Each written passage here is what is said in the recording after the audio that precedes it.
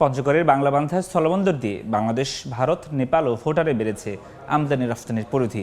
এ বিষয়ে আরও খবর জানাতে বাংলাবান্ধা স্থলবন্দর থেকে সরাসরি যুক্ত হচ্ছেন রিপোর্টার সোহাগ হায়দার। চলে যাচ্ছি তার কাছে।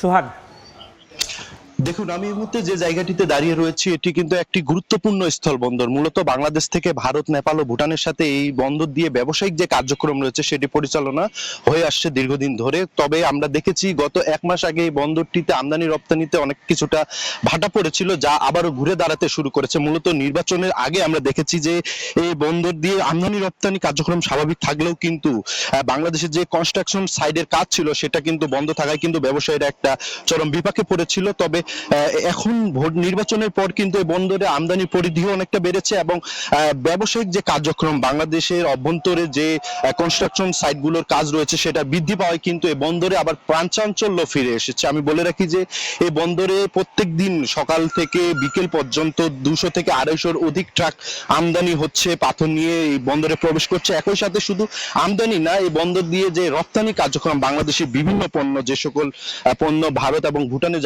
পাঠানোর প্রক্রিয়া করা হয়েছে সেগুলো কিন্তু এই বন্দর দিয়ে রপ্তানি করা হচ্ছে। এতে করে আমরা দেখেছি যে আমদানি রপ্তানি দুই দিক দিয়ে এই বন্দরটি অনেকটা কর্মযজ্ঞে ফিরে এসেছে এবং এখানকার সংশ্লিষ্ট যারা বলছেন তারা বলছেন যে বন্দরের কার্যক্রম কিন্তু যেভাবে বাড়ছে এই অব্যাহত অবস্থা থাকলে কিন্তু আগামীতে এর পরিধি আরো বাড়বে। তবে এখানে আমরা একটি সমস্যা লক্ষ্য করেছি যে বন্দর দিয়ে ভারতীয় ভিসা না মেলায় কিন্তু এই বন্দরের যে পাসপোর্টধারী যাত্রীরা রয়েছে তারা কিন্তু বিপাকে পড়ছে এবং অনেকটা সুনসান নিরাপত্তা অবস্থায় থাকছে এখানকার ইমিগ্রেশন ব্যবস্থা। তো এ ছিল আমার কাছে বাংলাবান্ধা স্থলবন্দর থেকে বন্দরের সর্বশেষ খবর।